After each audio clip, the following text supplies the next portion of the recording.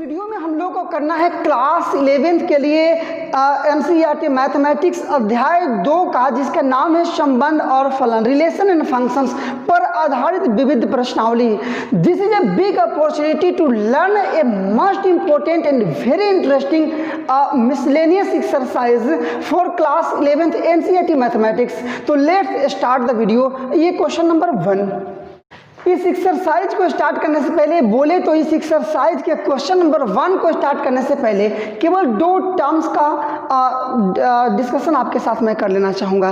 पहला डिफरेंस मतलब अंतर, और दूसरा फलन का पहचान कि फलन है कि नहीं है, जो कि हम लोग प्रश्नावली 2.3 मतलब पिछले वीडियो में हम लोग किए हैं। पहचानना कैसे पहचानते थे कि कोई भी संबंध फलन है या नहीं है। तो पहला है अंतर। अंतर के लिए एक छोटा सा एग्जाम्पल के माध्यम से सबसे मैं आपको अंडरस्टैंड कराने का प्रयास करूंगा। जैसे कि एक गाय है और एक भैंस है, मतलब काऊ है वो फैलो है। मैं बोलूं कि दोनों में अंतर स्पष्ट कीजिए, और एक मैं स्टेटमेंट बोल रहा हूं, एक पहला अंतर कि जो आपका काऊ है, गाय है, उसके 4 पैर होते हैं, और जो भैंस है उसके भी 4 पैर होते हैं। तो मैं आपसे पूछना चाहूंगा कि क्या मैंने जो स्टेटमेंट आपको अभी दिया तो ये अंतर है? बिल्कुल अंतर नहीं है। ये तो कॉमन चीज हो गया कि उसके भी 4 पैर हैं और इसके भी 4 पैर हैं, ये तो कॉमन हो गया ना। अच्छा, अंतर पर क्या मैं बोल सकता हूँ कि गाय जो है वो सफ़ेद है, वाइट है, और जो भैंस है वो क्या है, ब्लैक है, काली है। यदि इस तरह से मैं बोलूँ तो ये अंतर निश्चित रूप से कहलाएगा। तो पहली बात कि आपको अंतर पहचानने आना चाहिए। हाँ, केवल अंतर का, मान लीजिए हमको अंतर स्पष्ट करना है गाय में और भैंस में, तो हम क्यों बोलेंगे कि 4 पैर या 2 आँख 2 कान, एक पूँछ क्यों बोलेंगे? क्योंकि वो तो अंतर है नहीं। इस क्वेश्चन को बनाते समय भी वही काम करना है, आपको उसी पद को लेना है जिससे कि आप अंतर स्पष्ट कर सकें। पहला, आई होप डेट कि आप हमारी मानसिकता को समझ पा रहे होंगे। और दूसरा, संबंध जो है वो फलन है कि नहीं है। जैसे मान लीजिए कि मैं दो एग्जाम्पल दे रहा हूँ, उसमें पहला संबंध होगा, दूसरा संबंध तो दोनों होगा, पहला फलन होगा, दूसरा फलन नहीं होगा। जैसे पहले मैं लिख दिया 1,2 और 2,3, ये पहला आपका संबंध हो गया। और दूसरा संबंध क्या आपका कि 1,2 और 1,3। देखिए, संबंध फलन को पहचानने के लिए आपको बताया गया था कि क्या होना चाहिए, 2 क्रमिक युग्मों का यदि पहला घटक समान होगा तो फलन नहीं है, और 2 क्रमिक युग्मों का पहला घटक 2 क्रमिक युग्मों का पहला घटक यदि समान नहीं है तो वो फलन है। और यदि 2 क्रमिक युग्मों का पहला घटक समान है तो वो फलन नहीं है। जैसे पहले एग्जांपल में देखिएगा, यहाँ 1 है, यहाँ क्या है, 2 है, दोनों का पहला घटक यहाँ 1 है, यहाँ 2 है, तो समान नहीं है, इसलिए यह क्या है, तो ये आपका फलन है। लेकिन यहाँ देखिएगा, यहाँ भी 1 है, यहाँ भी 1 है, तो दोनों जगह समान है, इसका मतलब यह फलन नहीं है। ये क्या है, फलन नहीं है। तो वही 2 चीज़ों तो हम लोग को जानना है, पहला डिफरेंस मतलब अंतर, और दूसरा आपका रहेगा क्या कि फलन पहचानना कि वो जो संबंध दिया है वो फलन है कि नहीं है। तो फलन के लिए 2 तरीके मैं बताया था आपको उस दिन पिछले क्लास में 2.3 में, कि 2 क्रमिक युग्मों का यदि पहला वाला घटक बराबर नहीं होगा तभी वो फलन होगा, और यदि पहला घटक बराबर हो गया तब फलन नहीं होगा। एग्जाम्पल आप यहाँ देख सकते हैं, समझे ना बात को। और ऐसे भी आप लिख सकते हैं कि चूंकि आपका 1 का प्रतिबिंब एक ही जगह बनना चाहिए, ठीक है ना, 1 का प्रतिबिंब एक ही जगह बनना चाहिए, 2 का प्रतिबिंब एक ही जगह बनना चाहिए, मतलब किसी एक अवयव का प्रतिबिंब 2 जगह बन जाएगा तब वह फलन नहीं होगा। जैसे कि यहाँ पर है, 1 का प्रतिबिंब 2 पर भी बनेगा, 1 का प्रतिबिंब 3 पर भी बनेगा। दोनों में किसी भी प्रोसेस का यूज करके आप दिखा सकते हैं कि जो संबंध आपका दिया है वो फलन है कि नहीं है। बस that simple. Let's start question number 1। Question number 1 आपके मोबाइल फ़ोन के स्क्रीन के निचले हिस्से में आप कर्नर पर मिला सकते हैं। क्वेश्चन नंबर 1 क्या बोल रहा है, मेरे साथ आप मिलाइए। कह रहा है ना कि दो संबंध है। पहला संबंध आपका f है, जहाँ fx = ये x² है। कब? जब x का मान 0 से बड़ा या 0 के बराबर है, लेकिन 3 से छोटा या 3 के बराबर है।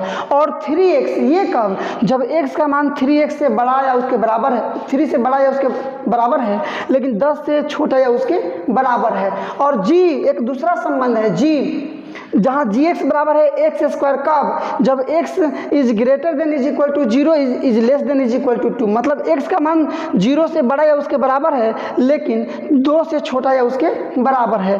और 3x आएगा कब? जब एक्स का मान 2 के बराबर या 2 से बड़ा है लेकिन 10 के बराबर या 10 से छोटा है। तो ये दो आपके संबंध दिए हैं, आपको इसमें दर्शाना है कि ये पहला वाला फलन है लेकिन दूसरा वाला फलन नहीं है। देखिए ना नीचे वही बोल रहा है कि दर्शाइए कि क्या जो f है वो फलन है लेकिन जो g है वो फलन नहीं है। तो हम लोग इस पैटर्न का यूज करेंगे। पहले वाला में ये वाला चीज़ आ जाएगा, मतलब पहला घटक बराबर नहीं होगा, मिला लीजिएगा, पहला वाला में पहला घटक बराबर नहीं होगा तो फलन हो जाएगा, मैंने f में नहीं आएगा तो f फलन हो जाएगा।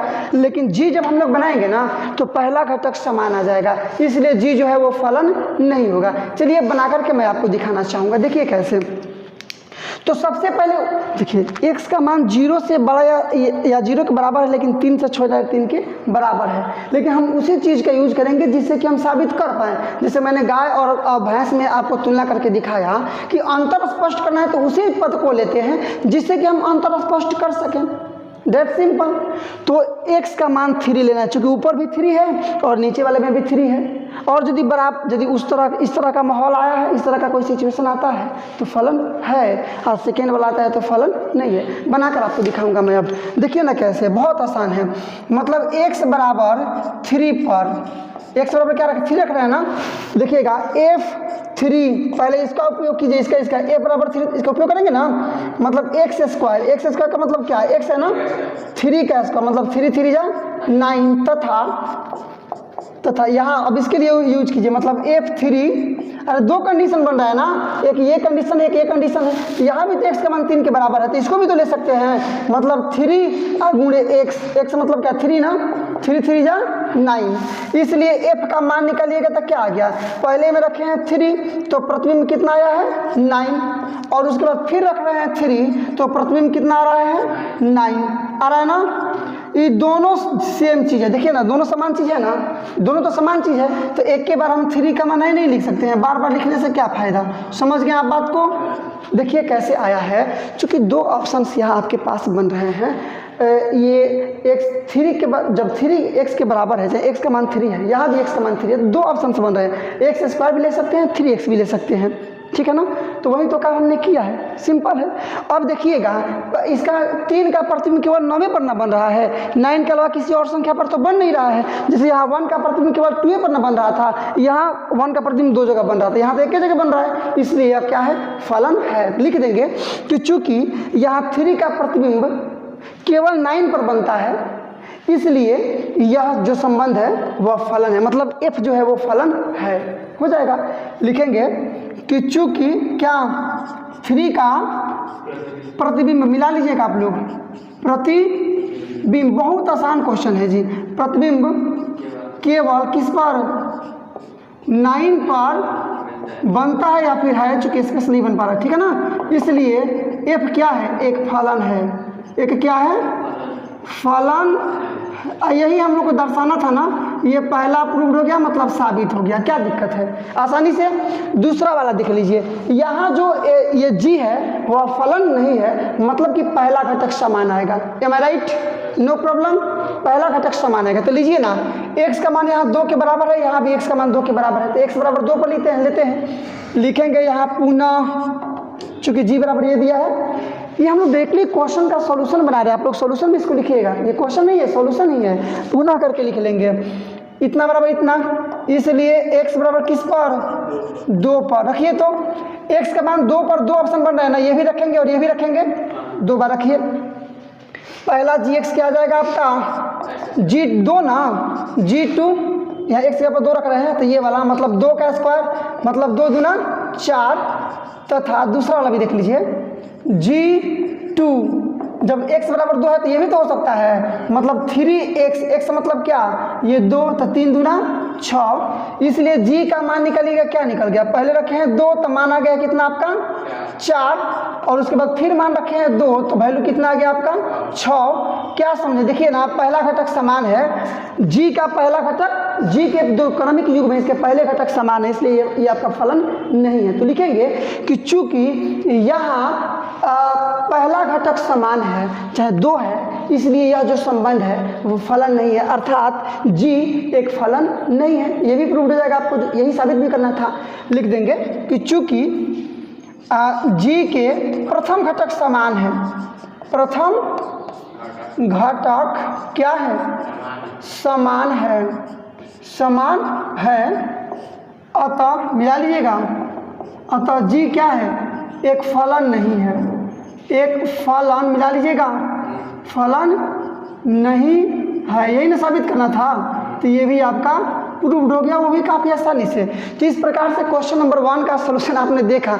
आई होप डेट कि बहुत आपको एंजॉय आया होगा, बहुत आपको इंटरेस्ट मिला होगा। ऐसे ही करके पूरे प्रश्नावली का जो 12वां क्वेश्चन है, क्वेश्चन नंबर 1 से लेकर के 12 तक, प्रत्येक क्वेश्चन का सलूशन बहुत आसान शब्दों में, बिल्कुल आसान शब्दों में पढ़ने के बाद कहेंगे निश्चित रूप से कि वाह मज़ा आ गया। बिल्कुल आसान शब्द। क्वेश्चन नंबर 2 हम मिला सकते हैं। आप बोल रहा है ना कि यदि f x is equal to x square, मेरी बात को ध्यान समझिए, बोल क्या रहा है कि यदि f x is equal to x square तो मान ज्ञात कीजिए किसका, f 1.1 minus f 1 upon 1.1 minus 1। आसान है, क्या दिक्कत है आप देखिए ना, चूंकि यहाँ हम लोग डायरेक्टली सॉल्यूशन बना रहे हैं, ठीक है ना, दिया क्या है, इतना बराबर इतना दिया है ना, इसलिए पहले इसका मान निकाल लेते हैं, ये 1.1 का। देखिए एफ एक्स का मतलब एक्स स्क्वायर है ना, तो एफ यहाँ जो भी होगा उसका स्क्वायर होगा, इसके कहने का मतलब वही ना है। तो यहाँ 1.1 है, इसका मतलब कि बराबर में 1.1 का स्क्वायर, स्क्वायर कीजिए कितना आएगा 1.1121। अरे 11 अगर है 1 से 21 होता है ना, और 2 अंक के बाद दशमलव हम लोग बैठाएंगे तो आ जाएगा आपका 1.21 कंप्लीट। इसका मान निकालना है, इसलिए मान निकालिए ना इसका, ये इसका मान अभी हम लोग यहाँ पर निकाल लेंगे कितना 1.21 माइनस f1। यहाँ एफ एक्स का मतलब होता है एक्स स्क्वायर। मैंने आपसे क्या बोला कि यहाँ चाहे जो भी वैल्यू हो उसका स्क्वायर करना पड़ेगा आपको, एज यू नो ऑलरेडी, पहले सब जानते हैं। तो 1 है, इसका मतलब यहाँ पर 1 का स्क्वायर माइनस घटाने आता है ना, यहाँ आप 1.1 में से 1 को घटाइएगा, क्या बचेगा केवल 0.1। क्या दिक्कत है, हो जाएगा। चलिए बराबर में यहाँ पर आपका आंसर आ गया तुरंत, 1.12 माइनस 1 केवल बचेगा, और बाई में 0.1। देखिए ना, ये 1.21 में से 1 घटाइएगा तो केवल 0.21 बचेगा ना, कुछ नहीं तो 0 से घेर देते हैं, ये नीचे 1 इतना हो जाएगा ना। चलिए बराबर यहाँ देख लीजिए आप, ये 1 अंक के बाद दशमलव है, 1 अंक के बाद दशमलव कैंसिल कीजिए, मतलब 2.1 कर देंगे तो यहाँ 1.0 हो जाएगा ना। दोनों के मतलब 10 से गुणा कर दीजिए ना, कोई दिक्कत नहीं, दोनों का 10 से गुणा कर दिए, ये तो बात समझ में आएगा ना, इतना आ जाएगा। दशमलव के बाद 0 का वैल्यू नहीं, काम छोड़ दीजिए, 1 से भाग देंगे इतना ही रह जाएगा, मतलब 2.1। Answer complete. देखिए ना, आप बिलीव नहीं कर सकते हैं, आप बिलीव नहीं कर सकते हैं कि इस प्रकार के क्वेश्चन आपको वो भी विविध प्रश्नावली मिसलेनियस एक्सरसाइज में आपको देखने को मिलेंगे। फिलहाल है सच्चाई है, रियलिटी आप देख रहे हैं। इसी में हम लोग एक क्वेश्चन और करेंगे, आपका क्वेश्चन नंबर क्या, ये 3 मिला सकते हैं आप। देखिए क्या है, क्वेश्चन नंबर 3 में बोल रहा है, आप मिला लीजिएगा क्वेश्चन एक बार, कि फलन f x is equal to x square plus 2x plus 1 upon x square minus 8x और प्लस 12 है। तो इसके प्रांत ज्ञात कीजिए। प्रांत का मतलब क्या, जैसे मान लीजिए यहाँ पर आपका एफ एक्स दे दिया है, समझिए कि एक्स स्क्वायर हो गया ना, हो गया ना। तो x का मान यहाँ क्या क्या आता, x दे दिया, मान लीजिए कि नेचुरल नंबर है, एक सब रेशनल नंबर है, तो यहाँ जो हम रख सकते हैं वही ना प्रांत होता है, और रखने के बाद जो आता है वो परिसर होता है। जैसे कि मान लीजिए एफ एक्स नेचुरल नंबर का मतलब क्या, 1 2 इंफिनिटिव तक, अरे गिनती की संख्याओं को प्राकृतिक संख्या बोलते हैं नेचुरल नंबर। तो यहाँ 1 रख सकते हैं हम लोग, 2 रख सकते हैं, 3 रख सकते हैं, 4 रख सकते हैं। 1 रखेंगे तो आएगा 1 का इसका मतलब 1, तो जो रख रहा है उसी को बोलते हैं प्रांत। रेंज और जो डोमेन और जो आता है उसको बोलते हैं परिसर, बोलते हैं ना। तो यहाँ क्या क्या रख सकते हैं, मतलब यहाँ के लिए डायरेक्टली देखिए, यहाँ पर x का मान क्या क्या रखा जा सकता है कि इसका आंसर विकल्प आए, ठीक है ना। जैसे 1 रखेंगे तो 1 का स्क्वायर प्लस 2 गुणे 1 प्लस 1, यहाँ 1 1 आएगा ना, कुछ आंसर आएगा। इसका मतलब 1 रखने पर इसका सोल्यूशन बन गया।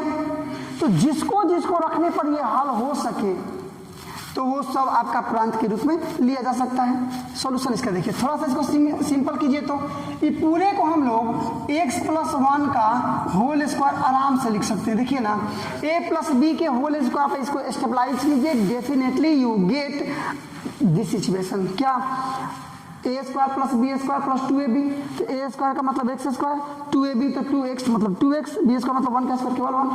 इसको फर्स्ट इंटू लास्ट तोड़िए, तोड़ेंगे तो क्या हो जाएगा एक्स स्क्वायर, ये 12 होगा ना, 6 गुना 12, 2 और 6 रख लीजिए, 6 मतलब 2 और 6 रख लीजिए, तो 6x माइनस 2x आप प्लस में 12 इज इक्वल टू, देखिए ना x प्लस 1 का होल स्क्वायर अपॉन यहाँ से x कॉमन कर लीजिए तो क्या बच जाएगा x माइनस 6 और माइनस यहाँ से 2 कॉमन कर लीजिए तो फिर बचेगा आपका x माइनस 6, मतलब आ क्या गया आपके पास x प्लस 1 का होल स्क्वायर अपॉन ये कॉमन कर लीजिए x माइनस 6 कॉमन कर लेंगे और x माइनस 2 बचेगा आपका, कोई दिक्कत नहीं है। क्या क्या मान आप रख, जैसे कि मान लीजिए यहाँ 3/1, इसका मतलब क्या होता है 3, इसका मतलब ये परिभाषित है, ये परिभाषित है, इसका हल निकल पा रहा है। अच्छा 6/2 इसका मतलब क्या हो जाएगा 3 आएगा ना, इसका मतलब कि इसका भी हल निकल पा रहा है। अब वही लिख दूँ मैं 6/0, ये बताइए ये परिभाषित है, ये परिभाषित नहीं है, हर कभी भी ऋणात्मक नहीं होना चाहिए, सॉरी हर कभी भी 0 नहीं होना चाहिए, 0 आएगा उसका भाग नहीं निकल पाएगा, मतलब वो परिभाषित नहीं हो पाएगा। यहाँ देखिएगा यदि एक जगह पर 6 रख दूँ 6, तो 6 में 6 गया 0 से इसमें गुणा करेंगे 0 हो जाएगा, नीचे हर 0 हो गया, ये परिभाषित हो पाएगा नहीं हो पाएगा। अच्छा x बराबर आप मान लीजिए 2 रखते हैं तो 2 में 2 गए 0 से इसमें मल्टीप्लाई करेंगे फिर 0, तो फिर नीचे आपका 0 आ गया, तो फिर ये अपरिभाषित हो पाएगा नहीं बन पाएगा। मतलब x का मान केवल क्या क्या नहीं होना चाहिए, 6 नहीं होना चाहिए और 2 नहीं होना चाहिए, 6 और 2 के अलावा कुछ भी रखिएगा आप, 1 रखिए ना, -5 ये -1 माइनस प्लस मतलब खाली 5 बच गया, ऊपर क्या हो जाएगा आपका 1 + 1 मतलब ये क्या हो जाएगा आपका 2 मतलब 4/1 का मतलब केवल 4 आंसर आ जाएगा। जब 2 रखेंगे तो 0 आ जा रहा है, मतलब मान नहीं निकल पा रहा है। तो इसीलिए क्या होता है कि कोई भी संख्या रख सकते हैं, चाहे निगेटिव रखें चाहे पॉजिटिव रखें, कोई दिक्कत नहीं है, केवल 2 नहीं रख सकते हैं आप और 6 नहीं रख सकते हैं ना, मतलब पूरे रियल नंबर में 2 और 6 को छोड़ करके बाकी सब आपका प्रांत में जाएगा। आई होप दैट कि आप समझेंगे हमारी बात को। तो लिख देंगे कि स्पष्ट है कि क्या है जो ये fx है किसके किसके लिए, fx x बराबर 6, 2 से स्टार्ट करते हैं, x बराबर 2 तथा x बराबर 6 पर परिभाषित नहीं है, 6 पर क्या है परिभाषित, बिल्कुल इस प्रकार से आपका प्रांत क्या आ जाएगा। तो प्रांत में सारे वास्तविक संख्या रहेंगे, केवल 2 नहीं ले सकते हैं, 6 नहीं ले सकते हैं। तो अकॉर्डिंग टू आंसर आपका आंसर मिलाएंगे तो लिखेंगे कि f का प्रांत, वही f मतलब फलन, f का प्रांत सभी 2 तथा 6 के अलावा शेष सभी वास्तविक संख्याएं हैं, शेष सभी वास्तविक संख्याएं हैं, वास्तविक संख्याएं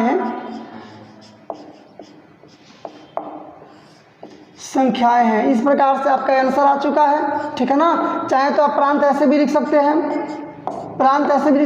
x जहाँ x क्या है तो एक रियल नंबर है, लेकिन माइनस कर देंगे केवल 2,6, ठीक है ना। सबको आप क्वेश्चन में ले लेंगे, ये भी आपका आंसर हो जाएगा। ये आपका आंसर ये रहा और ये बुक का आंसर रहा, ठीक है ना। क्वेश्चन नंबर, चलिए अब आपका क्वेश्चन नंबर देख सकते हैं 4 मिलाइए। क्वेश्चन नंबर 4 आपका क्या बोल रहा है, तो fx इज इक्वल टू है अंडर रूट में आपका मिला सकते हैं आप कि x - 1, ठीक है ना। तो इस फलन का प्रांत ज्ञात करना है और परिसर ज्ञात करना है। प्रांत का मतलब क्या, यहाँ क्या क्या रखा जा सकता है, और परिसर का मतलब क्या कि रखने पर क्या क्या मान आ सकता है, बस आराम समझ सकते हैं आप। अब देखिए यहाँ पर ध्यान दीजिए, अंदर कोई भी यहाँ संख्या है, ये या तो 0 होना चाहिए आए तो 0 से बढ़, जैसे मान लीजिए कि आपका अंदर में रख दिया 0, इसके वर्गमूल कितना आ जाएगा 0, अंदर में रख दिए √1, इसका मतलब 1, √2 भी रखेंगे तो √2 आएगा, भले वर्गमूल नहीं निकले कोई दिक्कत नहीं है। लेकिन वही मैं माइनस में यहाँ रख दूँ 1, तो क्या आप इसका वर्गमूल निकाल पाएंगे, नहीं निकाल पाएंगे।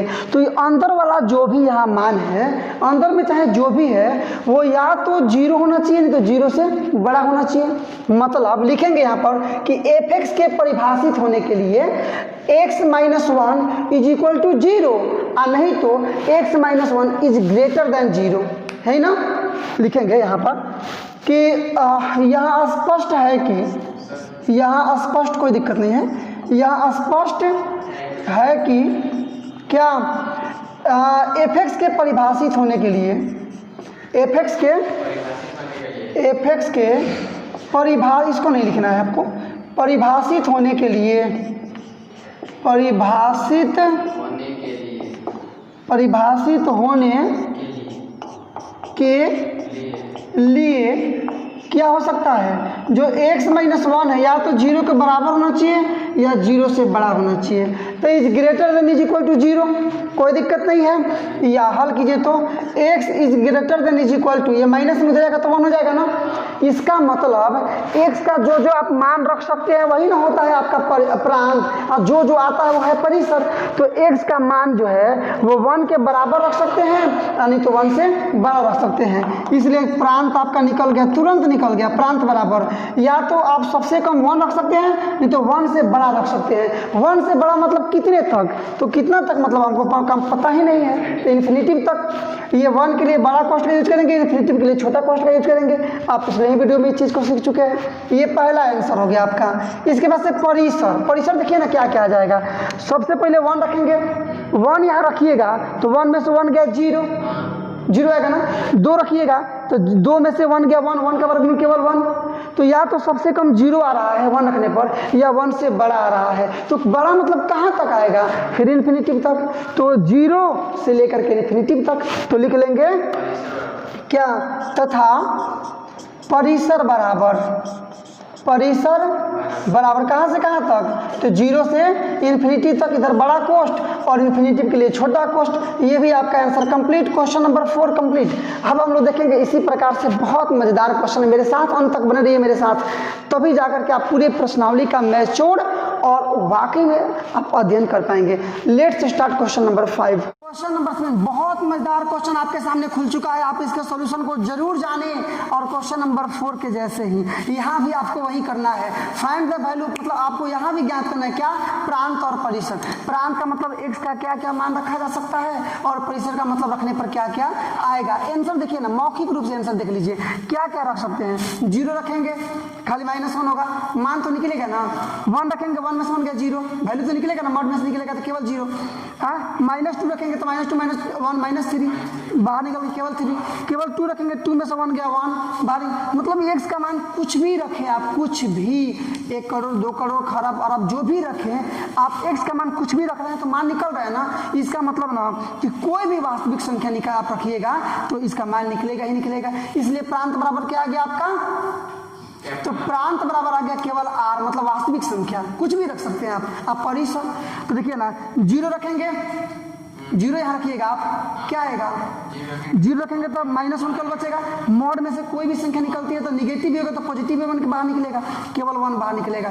-2 रहेगा केवल 2 बाहर निकलेगा, 2 रहेगा 2 बाहर निकलेगा। -3 होगा, 3 रखेंगे 3 होगा, -4 फिर तो 4 होगा, 4 रखेंगे तो 4 होगा ही होगा। समझ रहे हैं ना, मैंने 4 अंदर रहेगा तो 4 होगा ही होगा।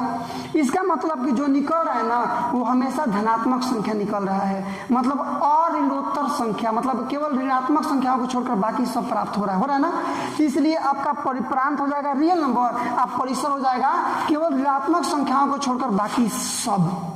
नहीं हो गया आंसर क्लियर। लिखिए, लिखेंगे कि f(x) के परिभाषित होने के लिए, f(x) के परिभाषित होने के लिए मतलब x के किसी भी मान के लिए f(x) परिभाषित है ना, या फिर किसी वास्तविक संख्या के लिए f(x) परिभाषित है। देखिए, चूंकि किसी भी वास्तविक संख्या के लिए, किसी भी वास्तविक संख्या के लिए, वास्तविक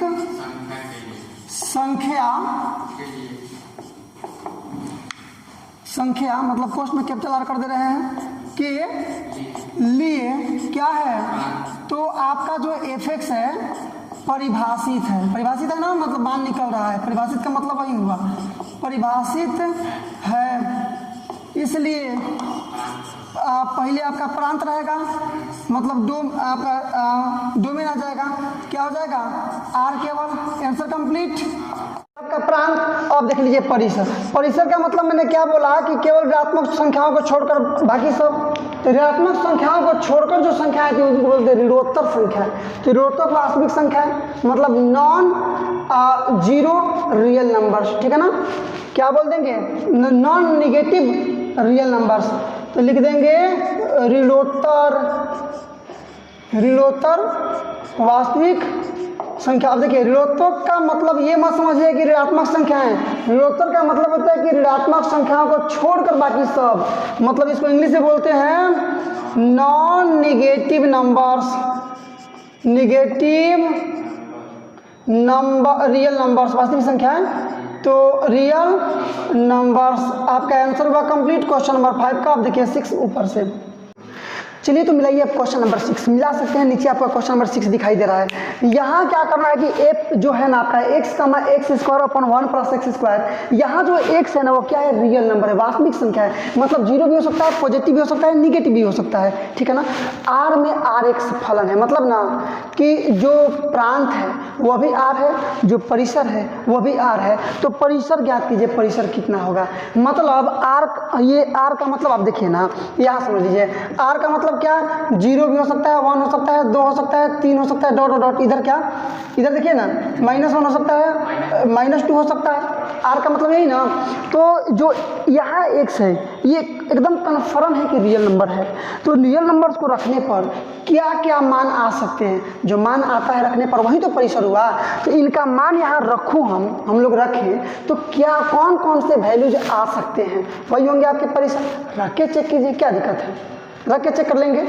यहाँ ये सॉल्यूशन है, डायरेक्टली लिखेंगे। चूंकि x क्या है, r है ना, रियल नंबर है, इसलिए रखिए बारी बारी से।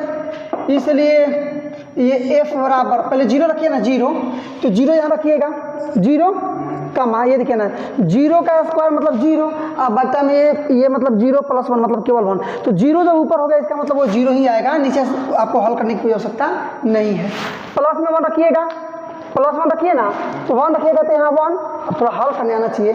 यहाँ 1 रखेंगे तो एक से एक जगह पर रखेंगे ना, ये 1 इसका मतलब 1 अपॉन नीचे ये 1 प्लस फिर 1 इसका मतलब 1 1 2 मतलब 1/2 1/2। अच्छा एक बार माइनस रखे, चेक मैं दोनों प्लस 0 भी रखिए, माइनस प्लस रखते चलिए, सब माइनस रखिए। तब देखिए -1 कमा रखिएगा, -1 का स्क्वायर केवल 1 बटा नीचे देखिए 1 प्लस यहाँ भी -1 का स्क्वायर केवल +1, तो केवल 1 मतलब 2 हो जाएगा ना। समझ रहे हैं आप बात को। इसी प्रकार से 2 रख के चेक कीजिएगा, 2 रखेंगे तब क्या आएगा, ये 2 का स्क्वायर 2 दूना 4 अपॉन 1 प्लस ये 2 दूना फिर से 4, मतलब ये 4 को एगो क्या हो जाएगा आपका 5। कोई दिक्कत नहीं है।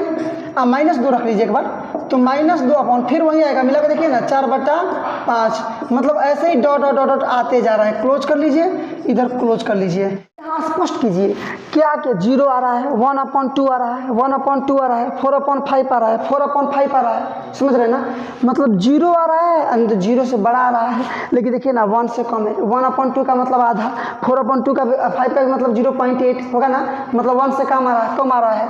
इसलिए आपका परिसर क्या हो जाएगा, परिसर बराबर, परिसर मान लीजिए x लिए है ना, तो x ले लिए परिसर, तो या तो 0 के बराबर आ रहा है तो 0 से बड़ा आ रहा है, लेकिन 1 से हमेशा क्या आ रहा है, छोटा आ रहा है। ये आपका आंसर कंप्लीट क्वेश्चन नंबर 6। अब देखिए क्वेश्चन नंबर 7। आइए अब आपका क्वेश्चन नंबर 7 बहुत आसान क्वेश्चन, बहुत इंटरेस्टिंग क्वेश्चन। थोड़ा सा आपको ले चलेंगे बेसिक कंसेप्ट पर, ठीक है ना। जो बेसिक कंसेप्ट आप पढ़े थे उसका यूज करके हम लोग बनाएंगे। तो यहाँ देखिए पहले दिया क्या है, तो यहाँ आपका जो फंक्शन है वो है आपका g, क्या है, r टेंड्स टू r, मतलब आपका प्रांत भी r है और परिसर भी r है। तो ये और यहाँ आपका f(x) है x + 1 और g(x) है 2x - 3। तो मान यहाँ देखिए मान आपको ज्ञात करना है f + g का, f - g का और f/g का, यही ना मान निकालना है। तो निकालिए तो पहला, इसलिए क्या f + g = देखिए ध्यान दीजिएगा, ये बेसिक कंसेप्ट यहाँ थोड़ा सा लगा रहे हैं जी। एफ प्लस जी इसको ऐसे लिख सकते हैं, बगल में क्या एक्स, ऐसा लिख सकते हैं, बिल्कुल सही है ये। चलिए अलग अलग करके लिख लेंगे, मतलब पहले एफ एक्स और प्लस में जी एक्स। आंसर आपका आ गया, कोई दिक्कत नहीं। एफ एक्स का मान बोलिए क्या है, तो एक्स प्लस 1, ठीक है ना, आप प्लस जी एक्स का मान क्या है आपका, तो 2x माइनस 3, छोड़िए ना, जल्दी से बना लिया जाए इसको।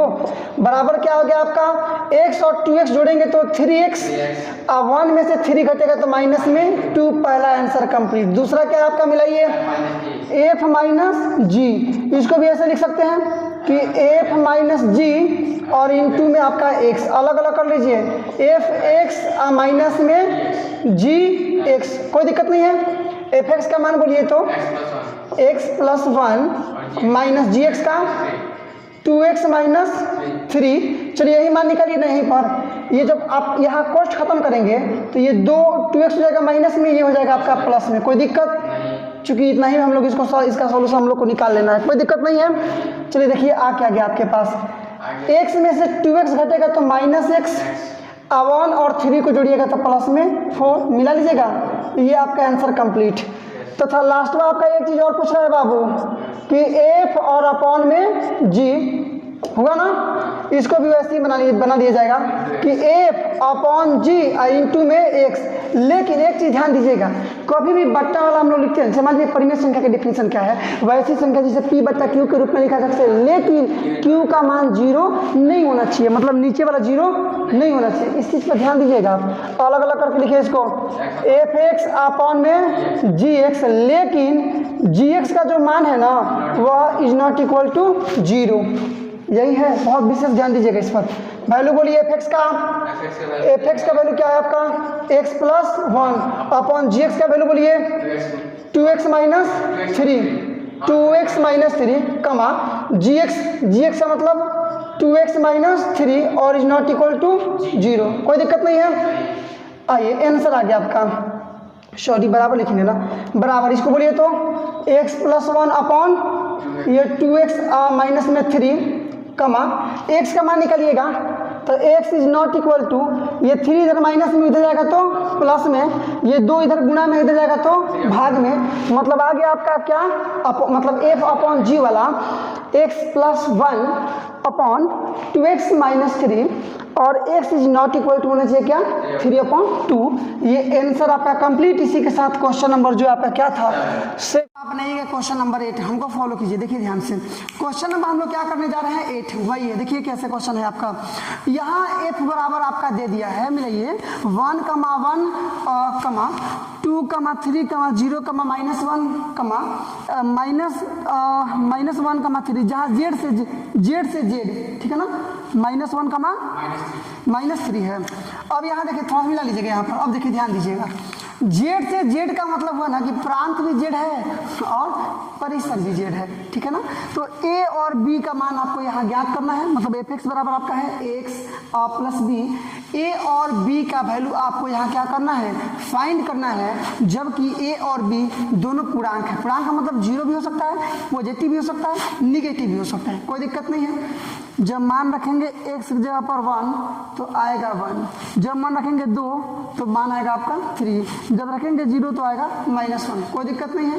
किसी 2 को लीजिए ना कि हम 2 लाइन में आंसर देखिए फटाक से, आप कोई लॉन्ग लपिट नहीं, तुरंत आंसर देखिए आप, देखिए कैसे रखिएगा यहाँ पर। इसलिए x बराबर कितना रखे पहले 1 पर, तो क्या आ जाएगा f1 रखेंगे ना 1 यहाँ पर तो 1 आना चाहिए।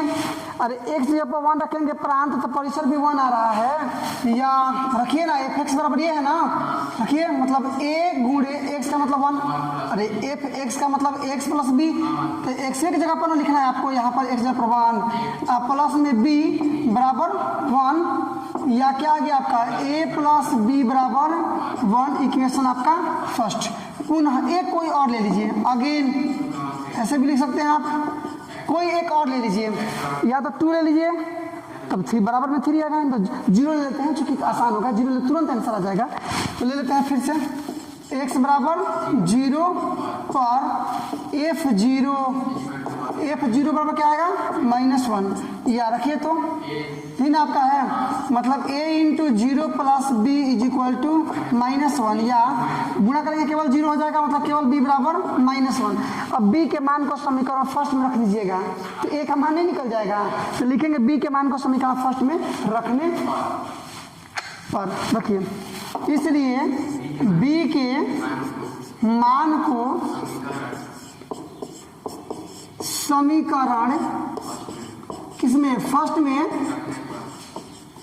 रखने पर आसानी से देखिए कैसे आ गया आपका, तो a प्लस बी का मतलब -1 बराबर में 1, या a is equal to 1, a minus में हो जाएगा तो +1 मतलब बराबर में आ गया 2, इसलिए a बराबर आपका आ गया 2 और and b is equal to -1। आपके आंसर्स हुए, आप इसको मिला सकते हैं। क्वेश्चन नंबर 8 भी कंप्लीट। अब केवल 9, 10, 11 और 12 4 क्वेश्चंस का सॉल्यूशन हम लोग को देखना है। आइए स्टार्ट करते हैं, बहुत जल्द उसका भी देंगे। अंत तक मेरे साथ बने रहिए, घबराने से काम नहीं चलेगा। आपका इंटेंशन होना चाहिए कि हमको सीखना है, कॉन्सेंट्रेट लिए पूरी तरह से प्रत्येक क्वेश्चन के सॉल्यूशन के लिए। मैं प्रत्येक क्वेश्चन का सॉल्यूशन आपको जरूर सिखा दूंगा। आइए क्वेश्चन नंबर 9। अब हम लोग देखते हैं क्वेश्चन नंबर 9, काफी इंटरेस्टिंग है और अब तक का सबसे जबरदस्त क्वेश्चन। हाँ बिल्कुल सही सुना आपने। देखिए क्वेश्चन नंबर जो 9 है वो डायरेक्टली क्वेश्चन क्लास 12 का क्वेश्चन है, ठीक है ना। This is A 0 level question of NCERT mathematics class 12, लेकिन आपको यहाँ सीखना है इसको किसमें, क्लास 11th में। इसके संरचना को अंडरस्टैंड कीजिए सबसे पहले काफी स्ट्रॉन्ग तरीके से।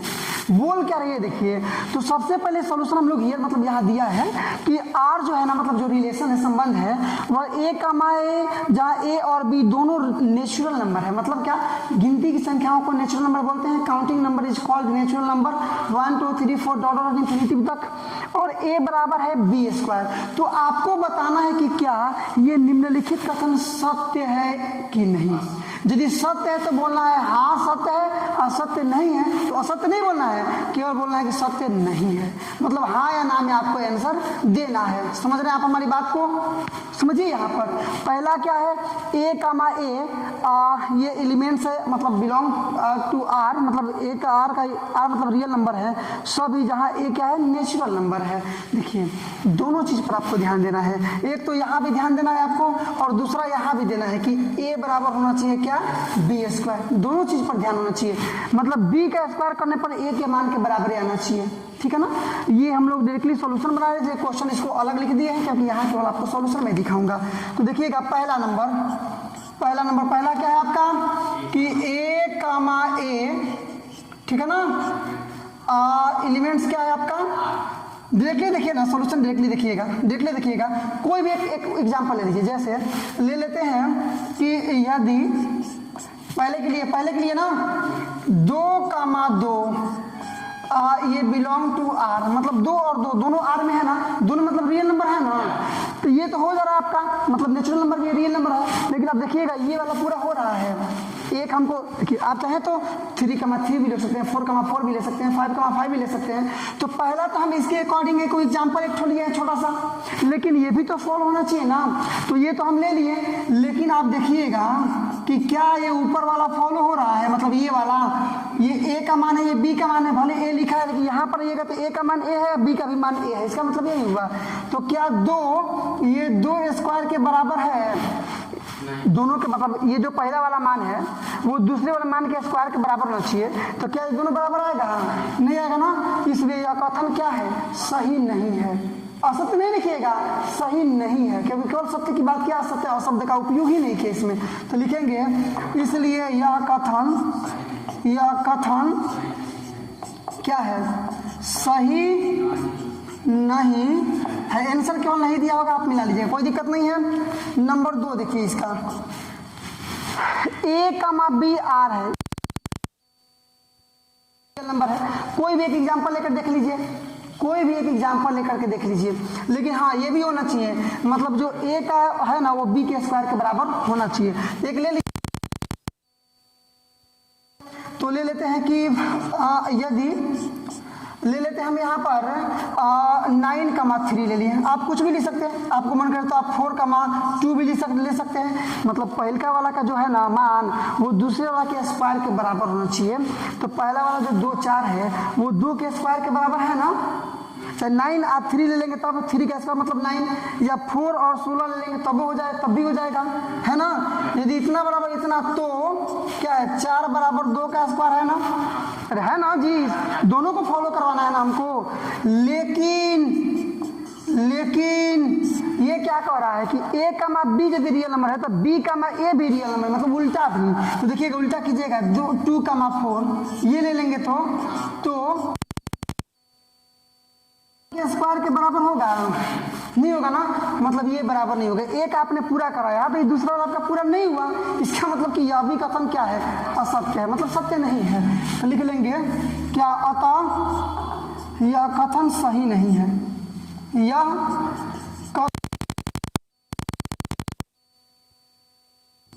नहीं है। आराम से बन गया आपका ये भी आंसर।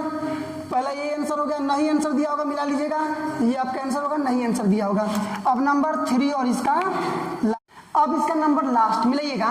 पहला a, b a belong to r, दूसरा b, c belong to r, तीसरा a, c belong to r। बारी बारी से तीनों को लीजिए। तो पहला चूंकि a, b belong to r मतलब r का अवयव है, इसलिए इसको पूरा कीजिएगा।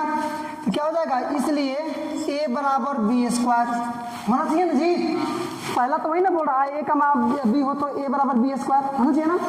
फिर देख लीजिए दूसरा में आइएगा, b, c belong to r, तो क्या होना चाहिए, इसलिए b बराबर c स्क्वायर, कोई दिक्कत नहीं है ना। तो था लास्ट एक और क्या है, देखिएगा लास्ट में क्या आपका कि a, c आपका क्या है जी, r है, एलिमेंट्स है ना। लेकिन जो a का वैल्यू है ना वो c स्क्वायर के बराबर नहीं होगा। समझिए कैसे, यही लगी है। तीसरे नंबर का यही मेन पॉइंट है। मान लीजिए कि यदि आपका a का वैल्यू है वह b स्क्वायर के बराबर है और b का वैल्यू c स्क्वायर के बराबर है, तो ये कहाँ से बराबर हो जाएगा, a c स्क्वायर के बराबर नहीं हो सकता, कभी हो ही नहीं सकता है। आपको चाहे तो एक एग्जाम्पल देकर के भी समझा सकते हैं। मान लीजिए हम ले लिए यहाँ पर, ये आपको ले लिए हम 64 का मा यहाँ पर 16 ले लिए ना, सॉरी 64 8 ले लिए ना। तो यहाँ 64 बराबर हो जाएगा आपका 8 का स्क्वायर, पहला चीज पूरा हो गया। दूसरे में आइए, b मैंने 8 लिए है ना, तो b का मतलब फिर 8 ले लिए, तो यहाँ अब c का मान लेना पड़ेगा 2√2, तब ना यहाँ पर फिर हो जाएगा 8 बराबर 2√2 का होल स्क्वायर आ भी जाएगा।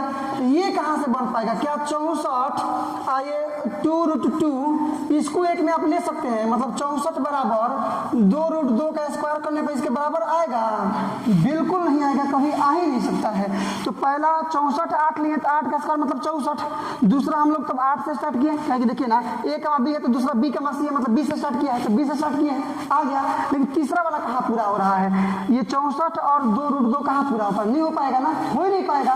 वही काम यहाँ भी है, a, b belong to r का मतलब जब दूसरे से हम लोग पहले स्टेटमेंट से मिलाएंगे तो a बराबर b स्क्वायर, जब b, c लेंगे इसका मतलब b बराबर c स्क्वायर। लेकिन ये a और c को लेंगे तो ये कभी भी बराबर नहीं होगा ना, इसलिए यह भी कथन सही नहीं है। यह कथन क्या है, सही नहीं है, मिला लीजिएगा, सही नहीं है। इस प्रकार आपने क्या देखा, मिला लीजिएगा कि क्वेश्चन नंबर 9 में जो 3 क्वेश्चंस आपके हैं, क्वेश्चन नंबर 1 रोमन में करके, क्वेश्चन नंबर 2 और क्वेश्चन नंबर 3, ये तीनों का आंसर नहीं होगा ना, जा करके आप आंसर में इसको मिला भी सकते हैं। इस प्रकार क्वेश्चन नंबर 9 कंप्लीट। अब देखिए 10 नंबर, अब आपका देखिए बड़ी मजेदार क्वेश्चन नंबर 10, 2 लाइन का आंसर है। डायरेक्टली देखिए, ए का वैल्यू आपका है 1 2 3 4, बी का वैल्यू है 1 5 9 11 15 16, और आपका एक फंक्शन मतलब आपका संबंध रिलेशन दिया है, मतलब एफ का मान दिया है, मतलब 1 रखने पर 5, 2 रखने पर 9, 3 रखने पर 1, 4 रखने पर 5 और 2 रखने पर 11। तो 2 क्वेश्चन है, पहला बोल रहा है क्या एफ जो है वो ए से बी में एक संबंध है, और दूसरा बोल रहा है क्या कि जो एफ है वो ए से बी में एक फलन है। संबंध का मतलब क्या, पहला घटक ए से होना चाहिए, दूसरा घटक बी से होना चाहिए, संबंध हो जाएगा। अब फलन का मतलब क्या कि पहला घटक समान नहीं होना चाहिए ना, आराम से बन गया। जैसे देखिएगा ये 1 2 3 4 2, ये ये देखिए ये सब ए में है ना, देखिए 1 भी है, 2 भी है, 3 भी है, 4 भी है, 2 भी है। इसका मतलब पहला वाला जो अवयव है वो सब ए से है, नो प्रॉब्लम। दूसरा वाला मिला के चेक कर लीजिए बी से है, जब पहला वाला ए से है दूसरा वाला बी से, इसका मतलब ये संबंध है। संबंध का बात खत्म। लिखेंगे कैसे? तो लिखेंगे कि पहला नंबर में कि चूंकि 1, 2, 3, 4 ये एलिमेंट्स है किसके, ए के, तथा ये दूसरा वाला क्या बन रहा है आपका 5, 9 बोलिए ना, 5, 9, 1 तो लिख चुके हैं, पहले नहीं लिखेंगे, फिर 1 नहीं लिखे हैं, 5 लिख चुके हैं, 11 ये अवयव है किसके, बी के। इसलिए जो एफ है ना वह ए से, एफ जो है ए से बी में एक संबंध है। आंसर हाँ दिया होगा, संबंध है। आंसर क्या दिया होगा, हाँ आप मिला सकते हैं। दूसरा ये पूछ रहा है कि यदि जो एफ है ना वो क्या एफ, सॉरी कमा का यहाँ यूज किया है। दूसरा कह रहा है कि क्या एफ ए से बी में एक फलन है। फलन कब होगा, जब पहला घटक समान नहीं होगा। देखिएगा यहाँ पर 1, 2, 3, 4, 2, ये 2 और 2 दो जगह समान नहीं है, तो लिख लेंगे चूंकि एफ के पहला घटक समान है, मतलब क्रमिक युग्मों के पहला घटक समान है, इसलिए एफ ए से बी में एक फलन नहीं है। बस हो गया, लिख देंगे कि चूंकि एफ में कितना वाला, ये वाला और ये वाला, क्या 2, 9 और क्या है जी, तथा 2, 11 के प्रथम घटक समान है, के प्रथम जी बिल्कुल घटक क्या है, समान है। इसलिए जो एफ है वह ए से बी में फलन नहीं है। आंसर नहीं दिया होगा, फलन नहीं। क्वेश्चन नंबर 11 आप मिला लीजिए। अब देखिए क्वेश्चन नंबर 11 भी आसान है, आसान तो सब है, लेकिन चलिए क्वेश्चन नंबर 11 का जिक्र करेंगे। बोल रहा है कि बताइए कि पहले देखिए यहाँ पर एफ जो है ना वो एफ जो है वो ए कमा बी और ए प्लस मतलब ए इंटू बी मतलब गुणा में है, और ए प्लस बी, ए और बी दोनों क्या है, पूर्णांक है, इंटीजर्स है, जेड से उसको डिनोट करते हैं, मतलब जीरो भी है, ऋणात्मक संख्या भी है और धनात्मक संख्याएं भी है, ए और बी में हम ले सकते हैं। और जेड से जेड में संबंध है, मतलब कि प्रांत भी जेड है और परिसर भी जेड है। तो बताइए कि क्या यह एक फलन है। तो बहुत आसान तरीके से आपको समझाने के लिए एक एग्जांपल लूंगा मैं, दो एग्जांपल ले लेता हूं मैं और दिखाऊंगा। यदि अब फलन आप पहचानना जानते ही हैं, पहला घटक समान नहीं आएगा तो फलन है, अब पहला घटक समान आएगा तो फलन नहीं है, बनाइए ना। आइए सॉल्यूशन की बात करते हैं। सॉल्यूशन है तो लेंगे, माना कि या फिर आप लेट लिख सकते हैं, माना कि आप लिख सकते हैं, कोई दिक्कत नहीं, लेट का मतलब वही होता है। ए बराबर ले लिए 2 और बी बराबर 3 ले लिए। ए बराबर 2 और बी बराबर, मान निकालिएगा एफ का, देखिए ना ए मतलब 2 और 3 ये दोनों आपका पूर्णांक है ना, पूर्णांक है दोनों, इसलिए पूर्णांक ले सकते हैं हम। हाँ पहला घटक समान नहीं आना चाहिए। रखिएगा तो एफ बराबर हो जाएगा ये ए गुणे बी मतलब ये आपका 2 गुणे 3 कमा ए प्लस बी का मतलब 2 प्लस 3 हो जाएगा ना, होना चाहिए ना।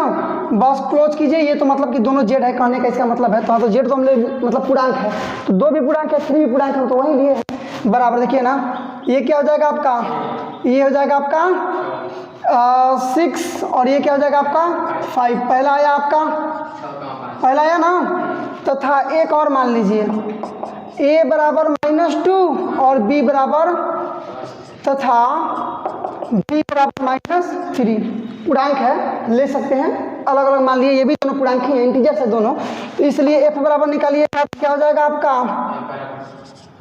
ये अंदर में -2 गुणे -3 कमा -2 प्लस ये -3, ये प्लस माइनस माइनस कर दे डायरेक्टली एक के बार, मतलब क्लोज कर दीजिए बराबर आ गया 3 दूना 6 प्लस में और ये माइनस में 5, ठीक है ना, क्लोज कर लीजिए।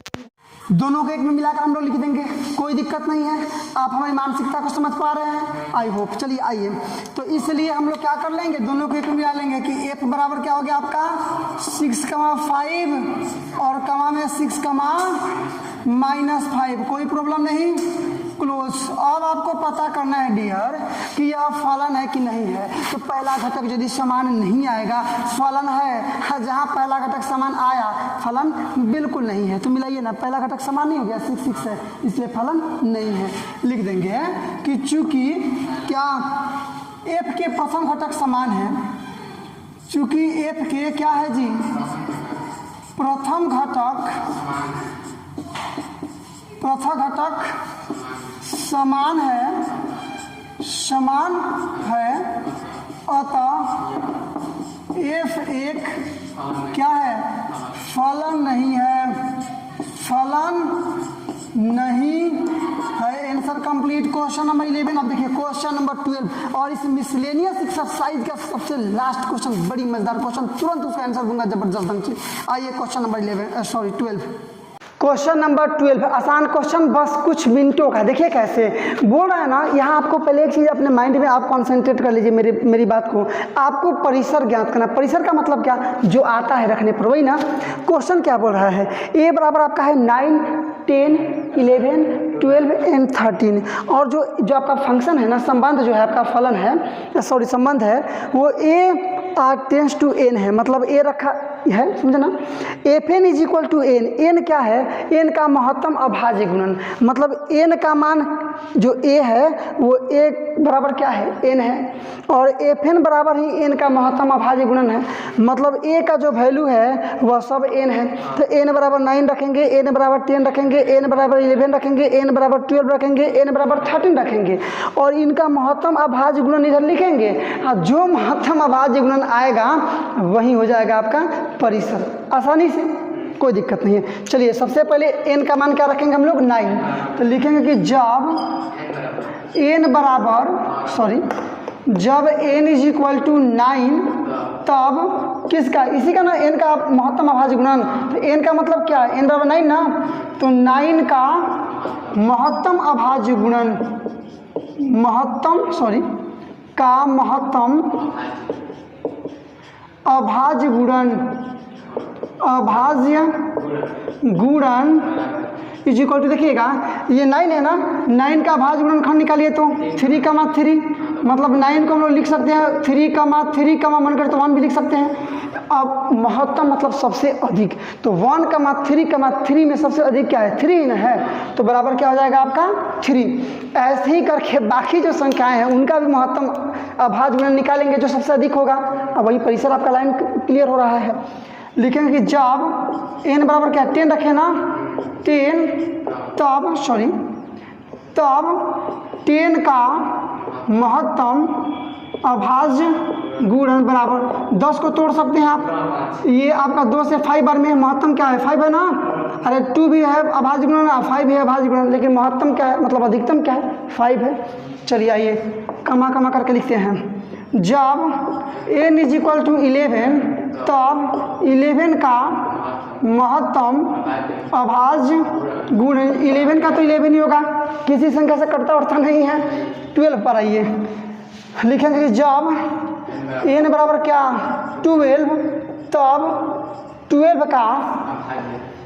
का महत्तम अभाज्य गुणन बराबर 12 को भी तोड़ सकते हैं आप, मिला लीजिएगा 2 से 6, फिर 2 से 3, महत्तम क्या है 3 है ना, तो बराबर में 3, ठीक है ना। तथा लास्ट एक और आपका बचा है, मिला लीजिएगा जब n बराबर 13 तब 13 का महत्तम अभाज्य गुणन बराबर 13 तो किसी से डिवाइड होगा नहीं, 13 का 13 ही रह जाएगा, इसलिए परिसर आपका निकल गया। इसलिए f का परिसर बराबर, देखिए तो क्या क्या आ गया आपका 3, 5, 11, फिर 3, तो 3 तो पहले लिख चुके हैं, 2 बार नहीं लिखेंगे, 13 हो गया ना। यही आपका रहेगा आंसर, परिसर आपने ज्ञात किया। तो देखिए इस प्रकार से हम लोगों ने इस वीडियो में ये जो मिसलेनियस एक्सरसाइज है for class 11th NCERT mathematics lesson 2 relation and function पर डिपेंडेड, उसकी पूरी सॉल्यूशन हम लोगों ने देखा। काफ़ी आनंद आया होगा यदि आपने पूरी तरह से मेरे साथ मिल करके मेरी बात को ध्यान से सुना होगा और मेरे सॉल्यूशन को ध्यान से देखा होगा। तो चलिए इस प्रकार से हम लोगों ने ये पूरी तरह से मिसलेनियस तक देखने के लिए आपका बहुत बहुत धन्यवाद। ऐसे ही लगातार नॉन स्टॉप और हाई लेवल एजुकेशनल वीडियो को पाते रहने के लिए सब्सक्राइब कर डालो इस वर्ड लेवल एजुकेशनल चैनल को। और यदि आपने चैनल को सब्सक्राइब कर लिया तो वाकई में आपने काफी उत्साहवर्धक, उत्तेजक और प्रेरक कार्य किया है। अब एक काम और आपको करना है, लाइक करो इस वीडियो को ताकि पता चले कि दुनिया को इस प्रकार की वीडियोज लाइक हैं। और इसके बाद से all your social media group like WhatsApp, Facebook, Instagram इत्यादि पर शेयर करो इस वीडियो को ताकि पता चले कि दुनिया को अब पता चले कि इस प्रकार के एजुकेशनल वीडियो अब यूट्यूब पर आने स्टार्ट हो गए हैं। और बोर्ड एग्जामिनेशन की तैयारी करने वाले विद्यार्थी घर पर बैठ करके ही उत्साहवर्धक और संतोषजनक तैयारी कर सकते हैं। तो चलिए आज के लिए बस केवल इतना ही। मिलते हैं अब अगले वीडियो में कुछ नए प्रश्न के साथ, कुछ नए एनर्जी के साथ, कुछ नए मुद्दे के साथ। तब तक के लिए बेस्ट ऑफ लक। जय हिंद।